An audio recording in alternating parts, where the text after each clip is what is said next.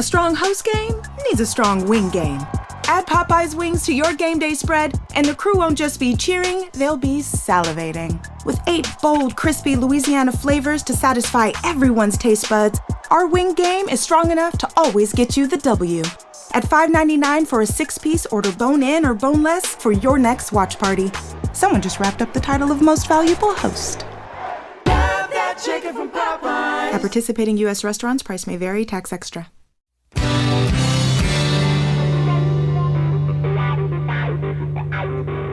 You're in a good place now. You are listening to Perspectives with Ashley Burgess. Welcome back live to Live Your True Life Perspectives, and I'm your host, Ashley Burgess. You know, on today's show, we're going to be talking about making the most of every moment. I find oftentimes we get stuck in the drama, the stress, the anxiety.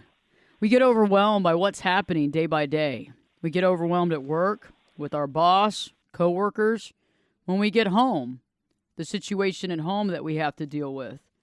And we can really kind of forget what's really happening in our life, the value that we need to focus on in our life, being mindful.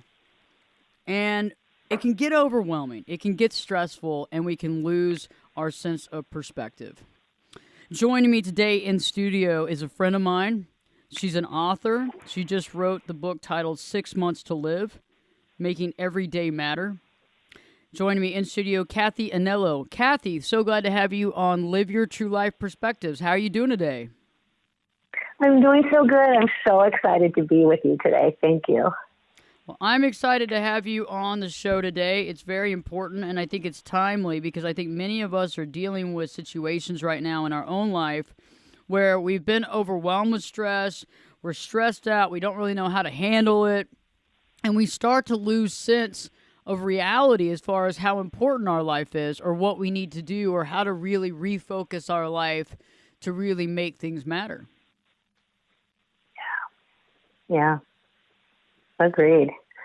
It's a trying time for everybody as far as just with world stuff going on. You have so many outside forces that are stressful enough, and then you have your daily life and your daily people, and it just sometimes gets to be too much and we crash and burn. And it seems like we have all this stress on us, and besides our own personal stress, we're dealing with social media, we're watching that, we're watching the news, we're seeing all the situations take place in our own country and around the world. And I think because of technology, even so, we get overwhelmed and we don't know how to really process all the things that are happening around us, much less our own stress, but then the outside stress as well. Yeah, it's interesting when you were saying that about television. I don't watch the news, and people think that's abhorring sometimes when I say I just don't watch the news, but I do have little CNN, notifications, so if something worldly happens, I can read it real quick.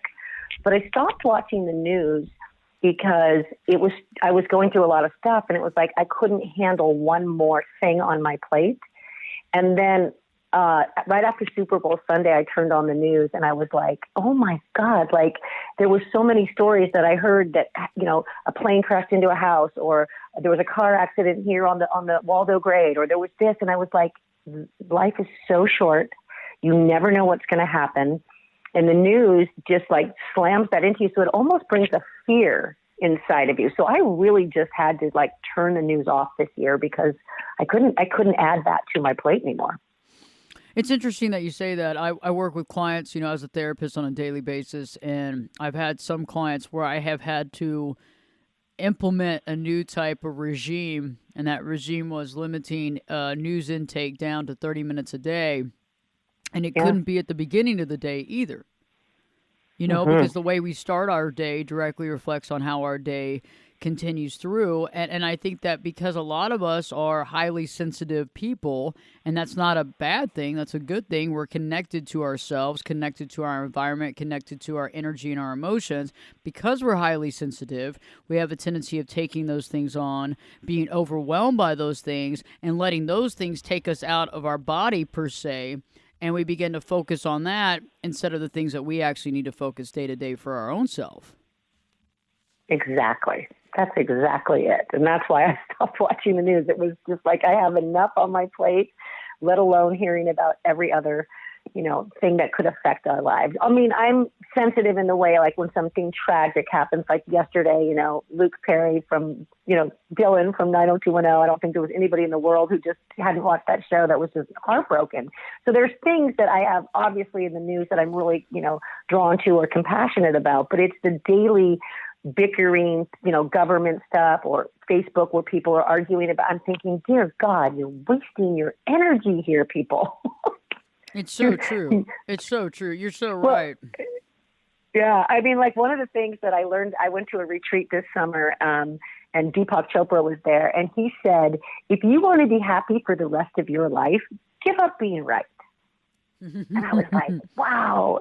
That's why when I see people like going back and forth on Facebook or Twitter about, like that, I'm thinking, are you kidding me? You're actually going to sit here and waste time when you could be, telling somebody that you love them, or spending time with, your kids or your grandkids or your besties, or like and laughing and playing and being in the world. You're going to sit here and argue with a stranger on Twitter. Like it blows my mind and that's what adds to your stress. So then you're arguing with somebody you don't even know, and you're raising your cortisol levels for no reason. That is true. That is true. And a lot of us don't realize we're doing it. I was going to ask you, how did you begin to write this book? What happened in your life that really prompted you to write 6 Months to Live? I mean, was there certain things that happened? Was there a certain explosive situation? What took place? So, what happened? Well, I was literally forging along in my life, like, in that catatonic, let's get through life state. I had 3 kids. I was a single mom for a long time. And then I was in a relationship that demanded a lot of my time. I had a full-time job. My daughter had been very ill for 2 years, so I was dealing with her illness, like so many things that I just sat on autopilot. But I was working in a company that I really was my refuge at sometimes. And then this young kid came in, the boss's son, and wreaked havoc and became this really tyrant, verbally abusive guy. And it's no secret, so I don't feel bad saying that. But at the end of the day, there was so many instances where he was affecting other people that I finally spoke up, and then I became his target. And as soon as I became his target, I endured for about a year this daily crap that I would put up with for the paycheck. And then one day I said, I can't, like, you have to stop him. I told his father, and I got fired. And I had been there for 15 years. I had best friends there. And it literally threw me into a tailspin because my identity was so wrapped up in it. So, fast forward 6 months of just crying in my coffee and laying on the floor and not knowing what to do. I went to a writer's workshop, and I've always been I just took creative writing all through school and college, and I loved to write, but I never did anything with it. I went to a writer's workshop at Hay House, and you had to enter a contest, and I was like, well, what am I going to write about? Well, I had been journaling. I just got goosebumps. I was journaling during the time of that 6 months, and I thought, Kathy, you have a book. Because what happened was I had been sitting, I just need to backtrack because I left out a big piece, but I was sitting in my office during one of those fateful days, and I was crying, having a panic attack, breathing in my hands, not knowing how I was going to go forward. This was in the middle of that year, and I literally went on Twitter and I wrote, I don't know how I'm going to live. And then I wrote hashtag, I only know how I'm not going to live. Like, that was the moment that I knew I couldn't endure that anymore in that level. And then I heard a voice, which I now know was my higher wisdom coming through. And it said, if you only had 6 months to live, is this how you would be living? And I was like, oh, hell no. Like, there was such a resounding no so that when I got fired, I sat down and journaled what was important to me. And I tried every day to go, what would I do? So when I went to the writer's workshop and I realized that I had this story that I could write, I lived it for 6 months because I didn't have to work for like 3 years after that happened just because, because I sued them. And so, I'll be honest with you, at the end of the day, I had the time. I literally lived every week. Some of those weeks that I have a book, I break it up into 24 weeks, but some of those weeks went for 2 or 3 weeks, where I would practice forgiveness, practice gratitude, think about change, talk about what was important in my family. How do I unravel the drama? What is holding me back from moving forward? Like there were so many different levels of if I only had 6 months, what would be the most important things to me? And I wrote about them and I tried to live them. And then I entered them into the writer's workshop. I did not win, but after I did not win, I was like, Kathy, you don't need to win a contest to publish a book, so that was how it happened. That's powerful. Yeah, it really was. That's powerful. So you had already written it pretty much. That's pretty cool. So you've been writing this stuff down, going through hell, trying to figure out what to do next. And then your higher self says, hey, what if you had... And I think that's interesting when we have that connection, because you're right, there's a lot of things that I think everybody listening right now wouldn't do if they thought that there was only 6 months to live. Yeah, but that's the thing is that and what I realized from that question was that after I answered, like in the book, I give you at the end of every chapter kind of questions that I asked myself, and I processed myself. And it was like, once you answer those, you can't go back and unring the bell. Like even today, I'll be like, Kathy, you know this, that this isn't going to work for you. You know that if you don't answer that phone because you're busy and something happens to that person you love, that you're going to feel like, regretful. Like, so there's so many things and you start to boil down what and who is really important to you. And it helps bring that circle of people that you interact with to a very small circle. And you're like, no, I make time for the people in this circle first. They're the ones who have unconditional access to me. So it really, for me, boiled down my world into a very small circle of who's going to be around me if I only have 6 months, who cares enough about me to make sure I'm okay, who's checking on me, who's, telling me thank you for doing this. Or like you just start to notice things so much different when you think in that way of thinking that I only have 6 months. And we do. We only have 6 months, 6 years, 6 minutes, 6 days. You never know. You're right. And we don't think about it that way. And some people don't like to because it's morbid. They're like, I don't want to think about death. I'm like, it's not thinking about death. It's thinking about life. Because if you're living every day, at the end of the day, you're like, cool. If something happened to me tomorrow, I'm good with what's today. You're actually living so much more authentic. And if you're authentic, then you're clean. You're not carrying a bunch of baggage. Like you're just living in that day. And that really is what helped change my life. See that? Not thinking about tomorrow. Yeah. That's powerful. But, it takes us to be in that mindset of being mindful, because I think we've gotten into that mindset of just assuming we're going to be here. We're going to be here, day after day. Mm-hmm. I had somebody the other day say that they were just biding their own time. And I go, what do you mean biding time? And it was interesting when they were talking. It was almost as if they think they're going to be here forever. Like, I just go on and just waste time, do whatever I want to do based on the fact that I don't have anything else to do. And I was like, do you really enjoy watching TV? Is that something that you really want to do? What if that was the last thing you did? You watched some stupid show or you watched the news. I mean, I don't want to go down that way. You know what I'm saying? I want to actually have a fulfilling life where I'm happy. But I do find myself sometimes going through the motions. And I know a lot of my listeners and our listeners today can catch on to that. You come home from work, you've had a long day, you've dealt with responsibilities, you've been overwhelmed with all kinds of stuff, inundated with things that, that cause stress. Then you come home and you're dealing with the household stuff. You get home about 7:30, 8 o'clock at night. Then you're cooking dinner, you're doing the dinner thing. And then before you know it, it's 10 o'clock. You got to get ready, figure out the bed thing. And it's like we're rehashing and hashing the same day over and over again. Groundhog Day. But it doesn't come to mind. But it's true. I mean, that is how we live. And there's some, it's a mixed bag because there's some comfort in having that sort of daily, like sometimes I walk in my house and I'm going, thank you, God, for this place because I'm like centered and grounded and I feel loved here. Even though I live alone, like I feel like in my own little world when I get home.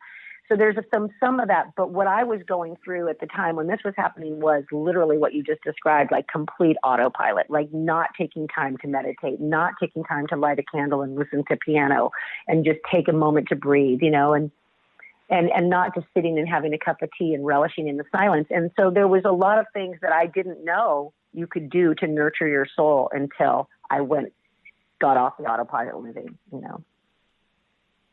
See, and that's what's interesting, though. What are some suggestions that you would give some folks, you know, who are dealing with the fact of, you know, they're working 70 hours a week, and I know that eventually we have to figure out an exit strategy, but you know, financially haven't been able to do that. Sure. What are some of the what are some things that you can offer the folks that are listening that are saying, hey, I'm working 70 hours a week, I'm doing the best I can, I got the family, I'm doing all this stuff. Is there a way, how do you make the most out of, you know, your day-to-day hours when, you know, it is kind of Groundhog Day? What do you do to restructure that, or what can you do, basically? I think we'd be millionaires if we could figure that out for sure. But I think that for me, it starts, like you said, in the morning. And I always take time to meditate in the morning. Even if it's 5 minutes, I send love to the people that I love, like energetically.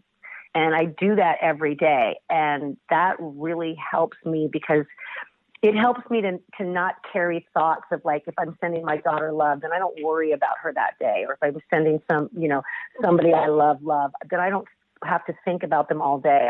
I just like send them love. So that I do. That's a really big practice.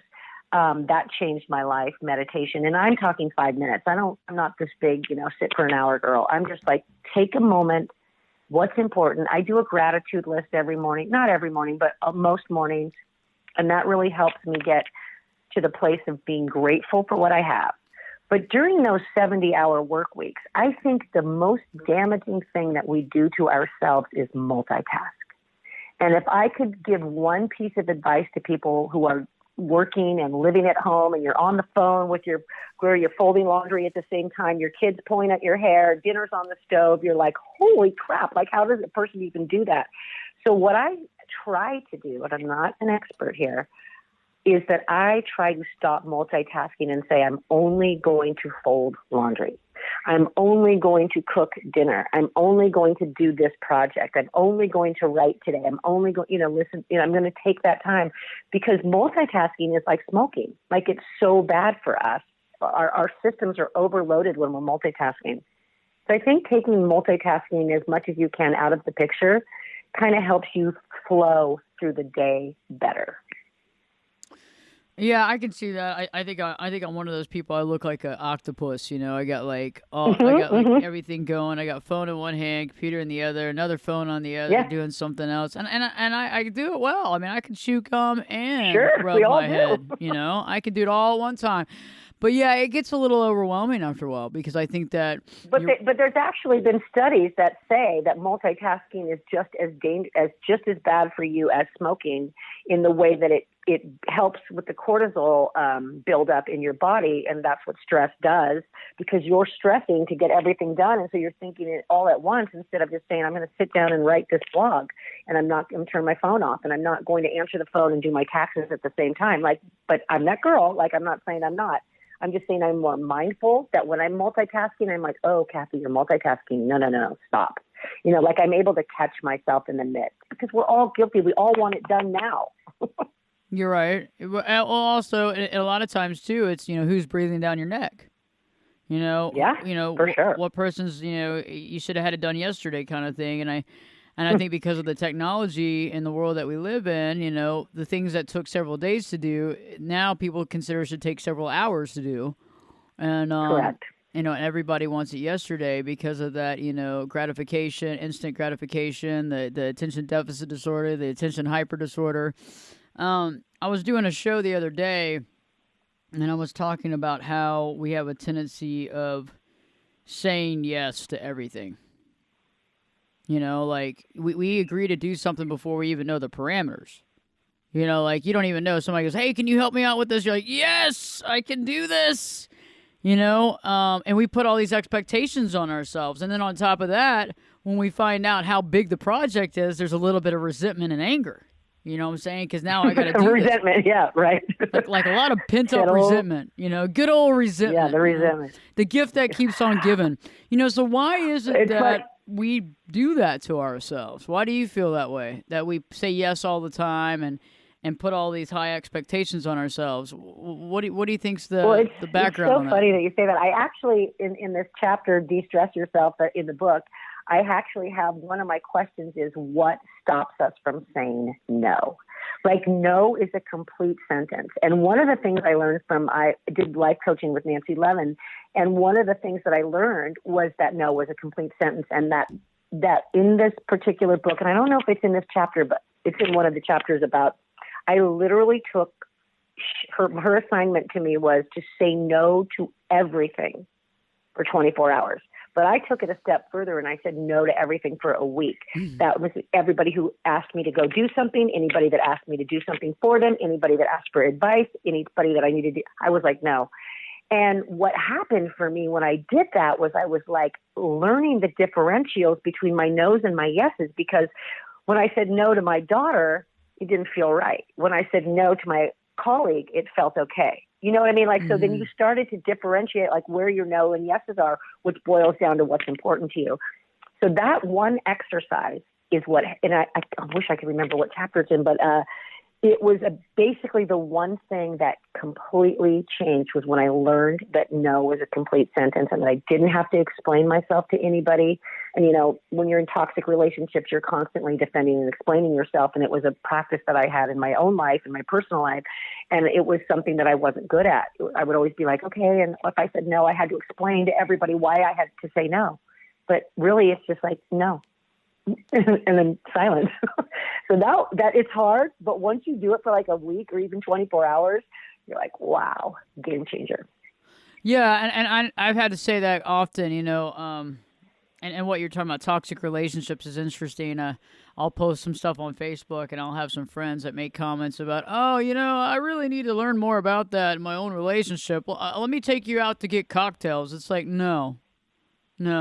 Yeah. No, honestly, you do XYZ for a career. I don't ask for that for free. You obviously need therapy. And the fact is that I don't want cocktails. I'm not drinking. So the last thing I want to do is sit around and watch you drink cocktails while you want advice from me after the 8 p.m. hour. And so that I can be giving advice and not having any sort of downtime. And I've learned how to say no. It's interesting how no to me, also when you get a no instead of the him, ha, and yes, how easier that is to deal with.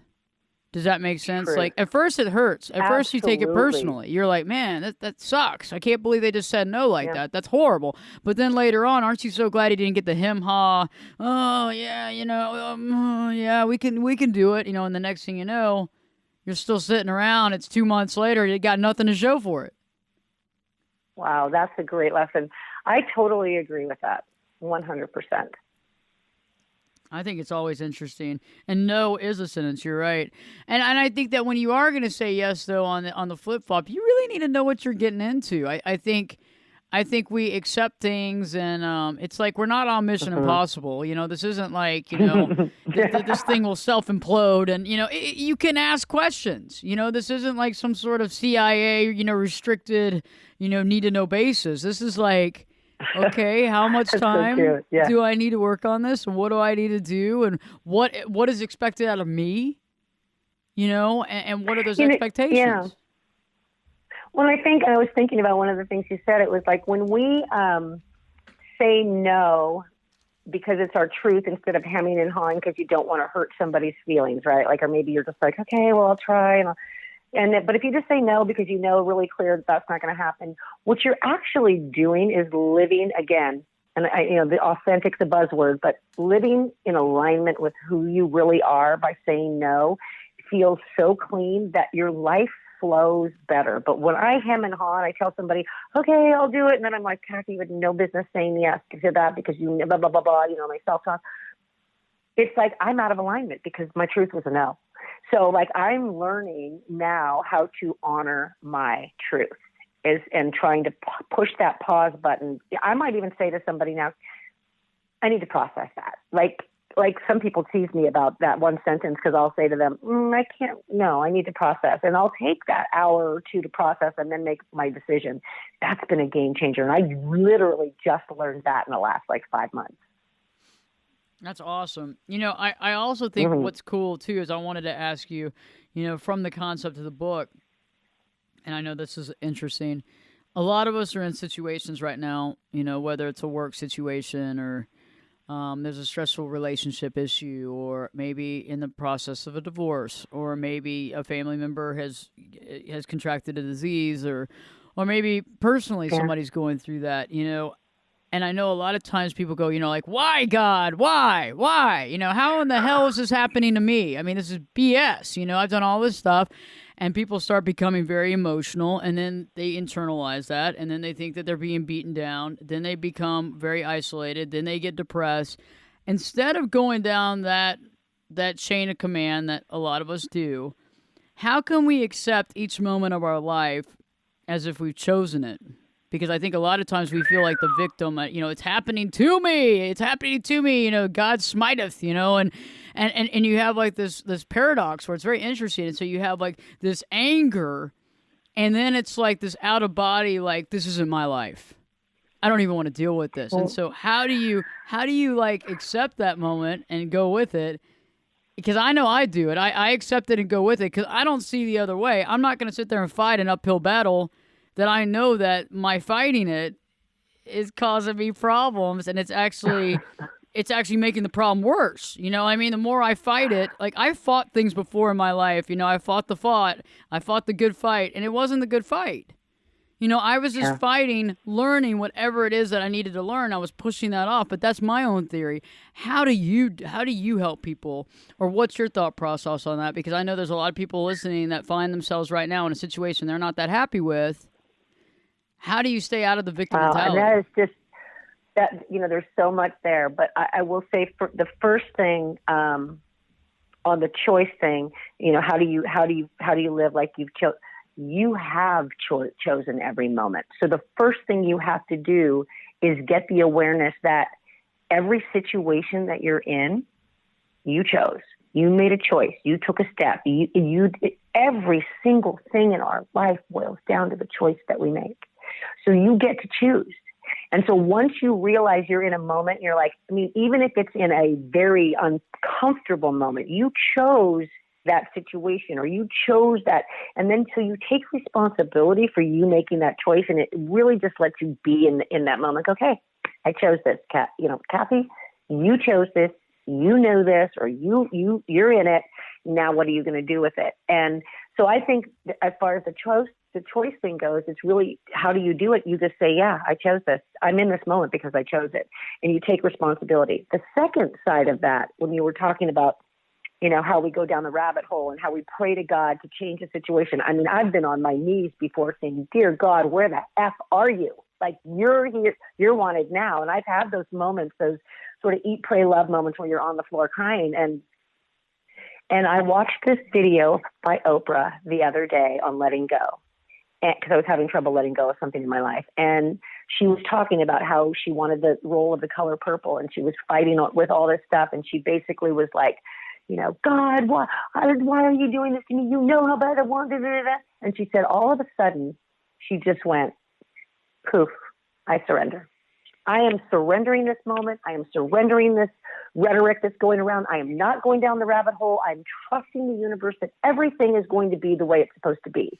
And I just got goosebumps. And with 36 hours after she surrendered, and you can find this on YouTube, it's Oprah Letting Go, she got the part. And it was like, when I watched this video, I was like, that's it. You have to let go to get a result. You cannot beat the drum. You cannot beat a dead horse. You cannot pray to God to make it change.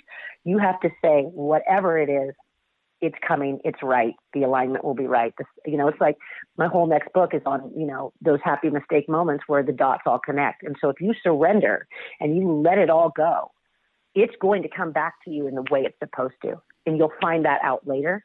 But if you beat that dead horse and you drill it around in your brain and you overthink it and you make up these silly scenarios that aren't even real, like, you're just going to go down that rabbit hole, and it is going to depress you more. So really, it's about stepping out and surrendering. That's really what I just literally last week went through.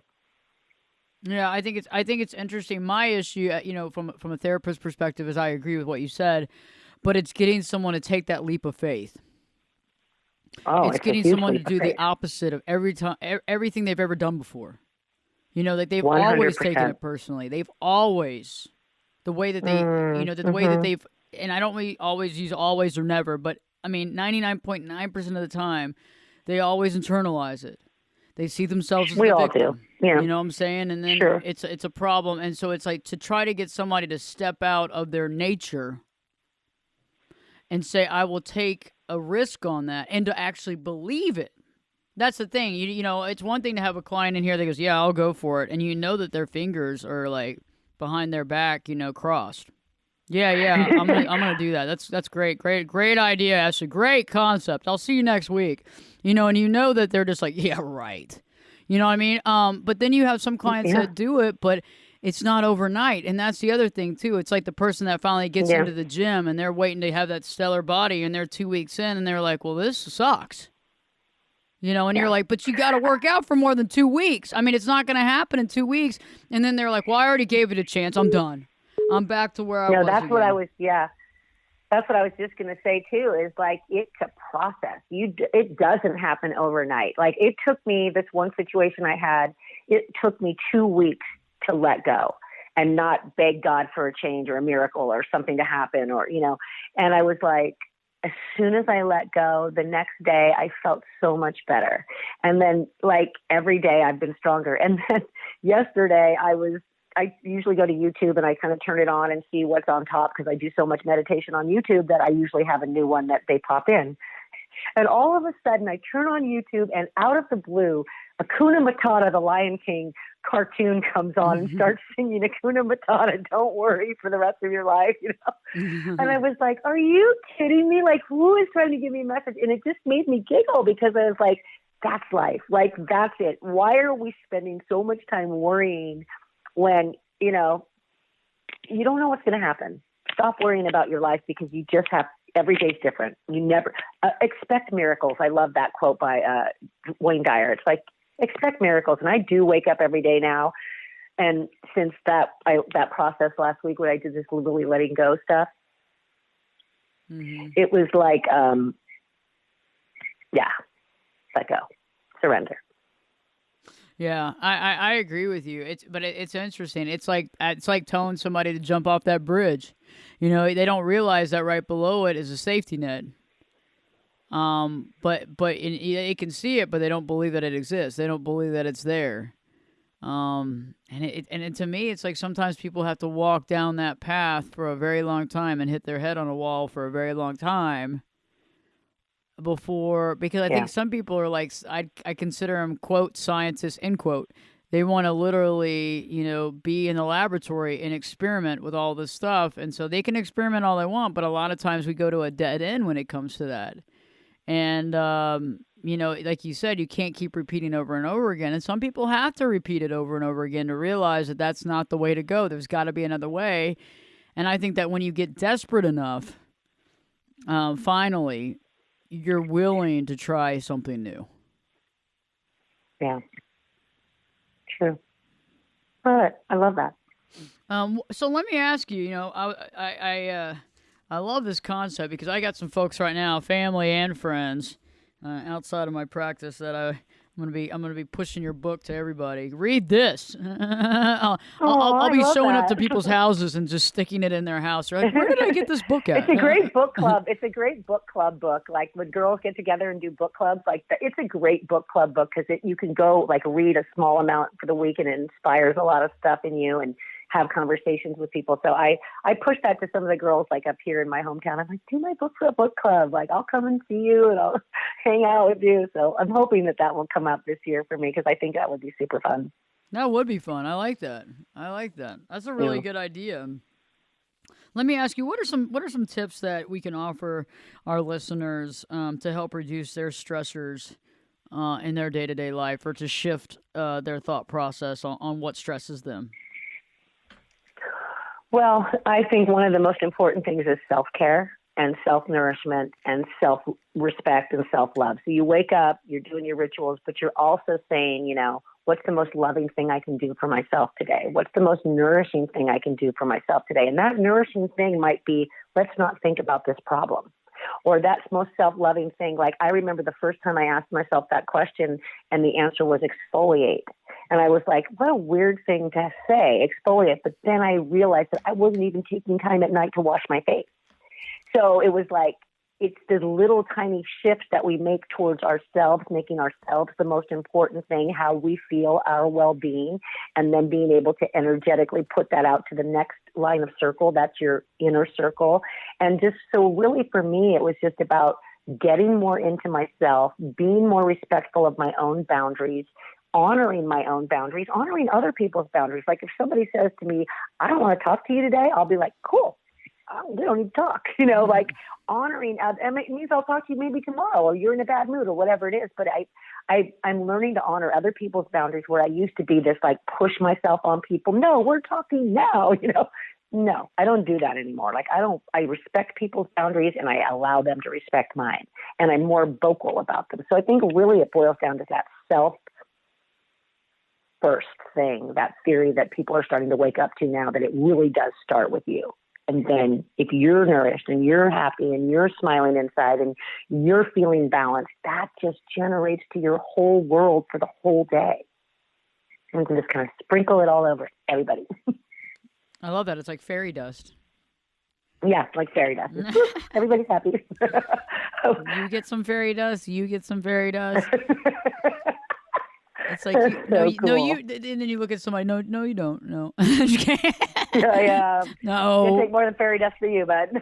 You're like, no, I ran out. No, I mean, we're all good. No, but, so you're writing are you writing another book or finishing another book or yes, what's on the horizon? Well, it's not finished. I'm writing it. I have, the chapter outlines and I know my subjects and I'm researching and I've written like 3 chapters and it's called The Happy Mistake.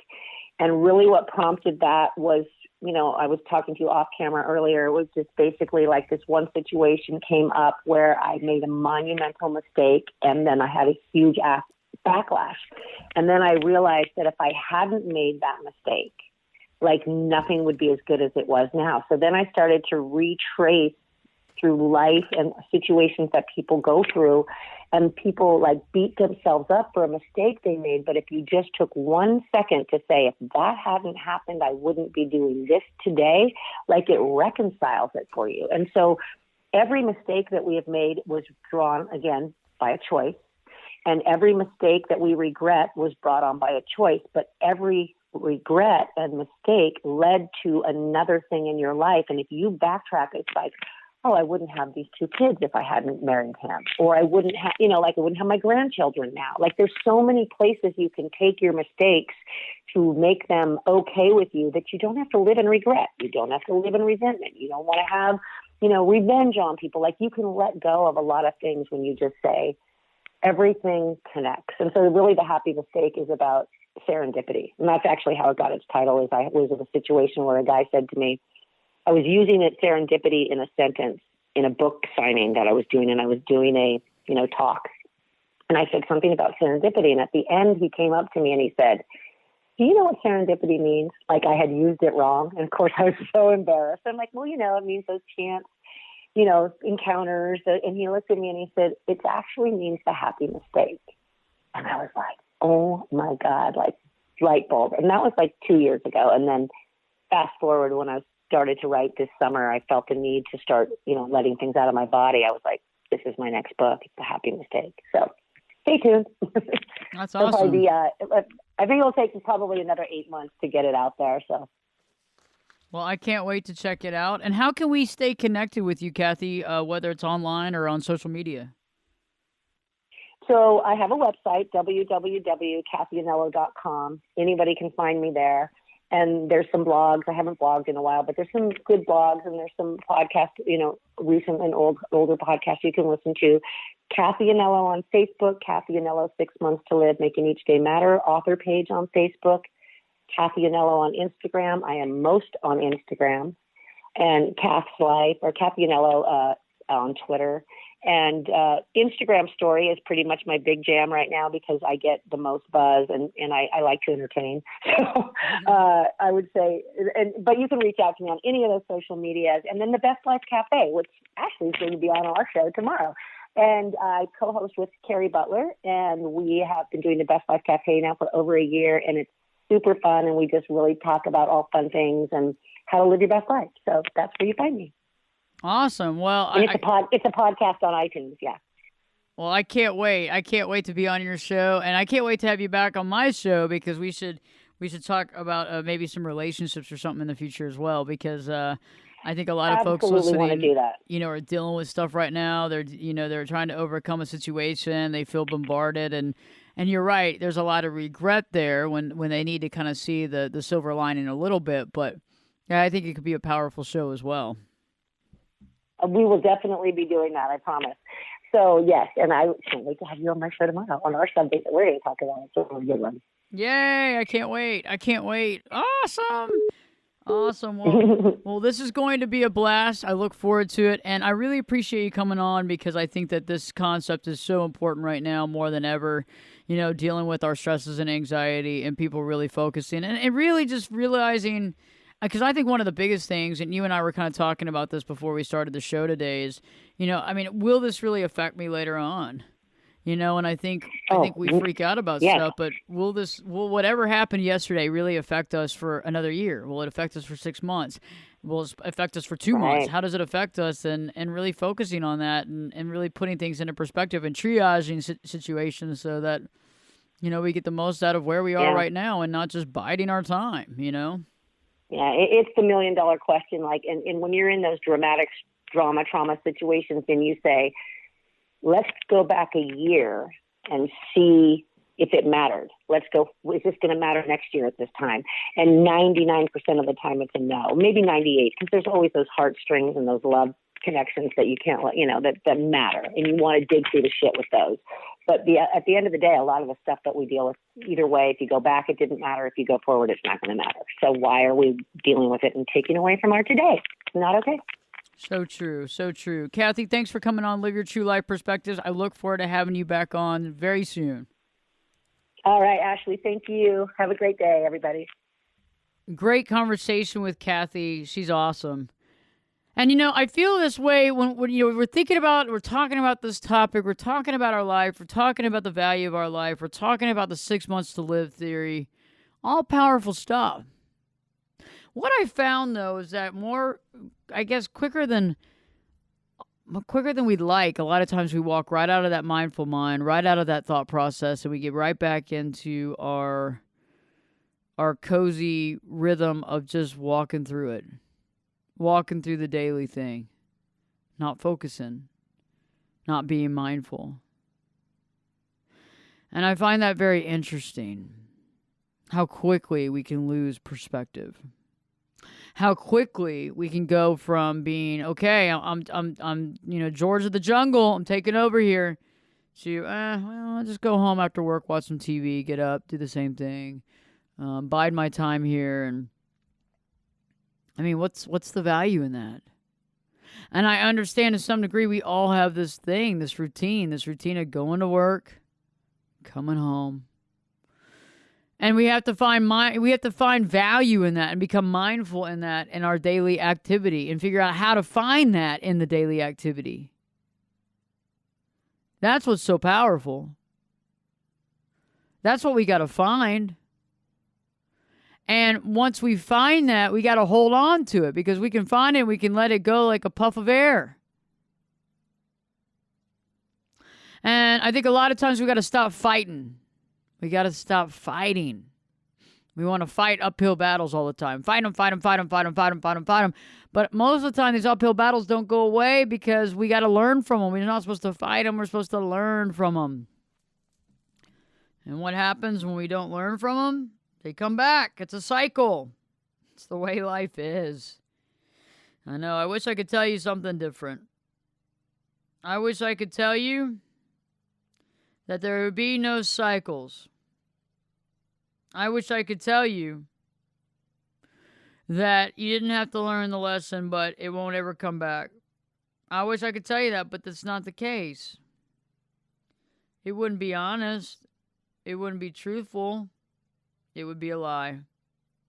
And so when we're thinking about this kind of stuff and we're looking at our life We have to begin to realize that we really don't know how long we're going to be here.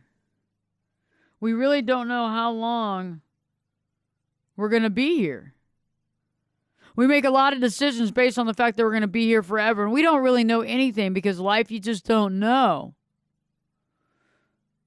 And I think we've got to incorporate that thought process into our daily life every day to really focus on the value of our life. But how do we do that? We have to remind ourselves that we don't know how long we're going to be here. We have to remind ourselves that we don't know. We have to remind ourselves that we have a lot to learn. We have to remind ourselves that we're here for a reason, for a journey, for discovery. And we have a lot to discover. It's like going on a trip. I'll give you a good analogy. It just came into my head. It's like going on a trip to some place you've never gone, and instead of sightseeing and checking out stuff, you sit in the room. I'm going to sit in the room and watch Netflix. I'm going to sit in the room and watch Amazon Prime. Huh. Yeah. I didn't see anything. That's kind of what we're doing all the time. And I know I have a routine. I got to work. I get it. I work every day. I understand that. And I'm working to put my head around ideas on how to change things. But I do have to make money, and I do have to work to pay bills. At this time in my life, I am not independently wealthy, and I did not come into money. And so if you're there with me and you're in the same position, we're both thinking this thing out, we've got to figure out in the process how to be mindful in the moment of everything we do so that we can get closer and closer to actually appreciating every moment of the day, even if it is going to work and coming home. You know, because I know a lot of people go, I just want to leave to go to Fiji and screw this up. I don't need this anymore. But I mean, how logical is that? How can we do that? Is that feasible? I don't know. You see what I'm saying? How feasible is that? I don't know. But you know what? Things are feasible, but we have to work and we have to do things that we need to do, but we got to figure out how to incorporate that in there. We got to figure out how to incorporate that to make that a reality. And that's what I find very interesting. That's what I find powerful. And so I ask you to begin to really analyze, how often are you very mindful in your day-to-day life? How often are you aware of the value of the moments that you're alive, even if it's washing the dishes or sitting on the couch? How aware are you of your surroundings, and how happy are you to be alive? Are there things that you could be doing and creating right now? Yes. And how are you going to do that and create that? Well, let's figure that out. And so I ask you to begin to write down some ideas or some things that you want to do. And I want you to put that list of ideas somewhere where you can see it, not somewhere in a cell phone and a notepad where you don't ever look at it, not in a piece of paper of a notebook that you usually scribble stuff on and you throw it into a drawer. I want you to put that list somewhere that you can see it. I want you to tape that list to your bathroom mirror. I want you to put that list on your car where you see it every day when you get in. I want you to see that list and recognize and realize the values and the things that you want to accomplish in this lifetime. Because if you wrote it down, it's valuable enough to you to write it down. And so thinking about that and making that a reality, to me, is taking advantage of the time that you have on this planet. I hope that this show has helped you, and I hope that you have connected with the concept of the show, thought about being mindful, and really focused on your day-to-day life of how to create that mindfulness in every moment of your day. And just being aware of the things that you do and just being aware of the stuff that you offer is powerful. And I ask you to begin to realize that value. And I ask you to begin to write that list of things that you want to do and create and stuff that's important to you, because you owe it to yourself if it's important to you for you to actually do it. Check out some of the other shows when you get a chance on Live Your True Life Perspectives. You can listen on any of your favorite podcasting sites. You can listen on a lot of your favorite FM and AM stations on the radio. But you can always hear it on demand wherever. You can hear it on Stitcher, Spreaker, Apple, and the list goes on. Go to AshleyBurgess.com, Ashley, BERGES.com for more information on me. If you'd like to begin working with me as well as a client, reach out to me to my contact page. Just go to AshleyBERGES.com. Click on that contact page and send me a message. I will get back to you within 72 hours from my private email and respond back to you in your requests. And I look forward to working with you. I think that Kathy's message was very powerful. You can connect with Kathy on her website. Go to Kathy, starts with this a C, Kathy, CathyAnello.com. CathyAnello.com. You can find her on Facebook and Twitter under Kathy's Life. Stay tuned. Live Your True Life Perspectives with your host, me, Ashley Burgess, will be back in. Well, you know I'll be back this time. I'll be back this time in 3 shakes.